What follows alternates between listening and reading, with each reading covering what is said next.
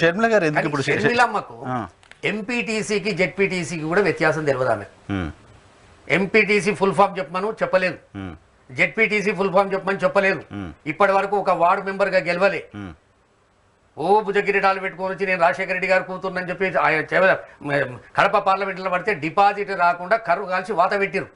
ఇంకా మనిషికి సిగ్గు అనేది రాకపోతే ఒక మనిషి నరసింహారావు గారు, మనము మొన్న అక్కడ వరదలు వచ్చినాయంటే నువ్వు తప్పేం లేదు, నువ్వు ఒక ఆడ మనిషివి రాజశేఖర రెడ్డి గారు కూతురునని చెప్పుకుంటావు, వైఎస్ఆర్ అని చెప్పుకుంటావు, ఆ నీళ్ళలో దిగడేందండి.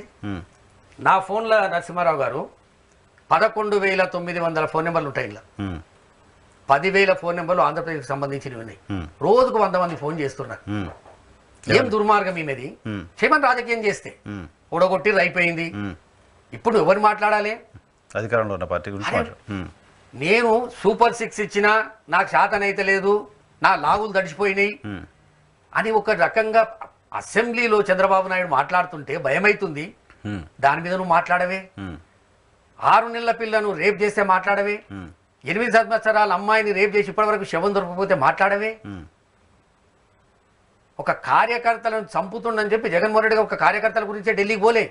ఇక్కడ జరుగుతున్నటువంటి రాక్షస పాలన, ఈ ప్రభుత్వం వచ్చినప్పటి నుంచి చిన్నపిల్లల మీద అఘాయిత్యాలు జరుగుతున్నాయి, వీళ్ళు వచ్చినప్పటి నుంచి కార్యకర్తలను చంపుతుర్రు.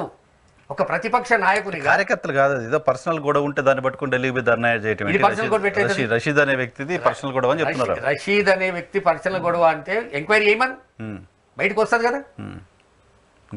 కార్యకర్త ఎంపీ ఇళ్లలో పోయి ఒక ఎస్సీ ఎంపీ అండి రెడ్డప్ప, ఆయన ఇంటి ముంగట పోయినా కారు గాలి పెడతారా? మనం ఏం రాక్షస పాలన ఉన్నామా లేకపోతే భారతదేశం ఉన్నామా? షర్మిల గారికి ఉండే అబ్జెక్షన్స్ ఆమెకున్నాయి. ఆమె ఏం చెప్తున్నారు? బాబాయ్ హత్య జరిగితే ఎప్పుడు ఢిల్లీ పోయి ధర్నా చేయలేదే, ప్రత్యేక హోదా కోసం ఎప్పుడు ఢిల్లీ పోయి ధర్నా చేయలేదే, ఇప్పుడు ఎందుకు చేస్తున్నారు? బీజేపీతో అక్రమ సంబంధం 5 ఏళ్ళు కొనసాగించి ఇప్పుడు ఎట్లా? బాబాయి కథ ఒడిచిపోయింది. అయిపోయాను, పబ్లిక్ లో పెడితేవి, ఢిల్లీకి పోతేవి, అన్ని జాలకు పోతే అయిపోయాయి. పబ్లిక్ రియాక్షన్ చూసినావు నువ్వు. ఇక బాబాయిని తీసుకురాకిగా బాబాయ్ కథ కొన్ని రోజులు వాడుకున్నావు, అయిపోయింది, పక్కన పెట్టేసేగా. జగన్మోహన్ రెడ్డి గారు ఆయన కార్యకర్తలను కాపాడుకోవడానికి ఈ రాక్షస పాలన వ్యతిరేకంగా ఢిల్లీకి పోతే ఈమెనేమో గల్లీలో చంద్రబాబు నాయుడుకు జై కొడుతుంది, ఢిల్లీలో రాహుల్ గాంధీ ఏమో బీజేపీని మైండ్ బ్లాక్ అయ్యేటట్టు ఆయన మాట్లాడతాడు.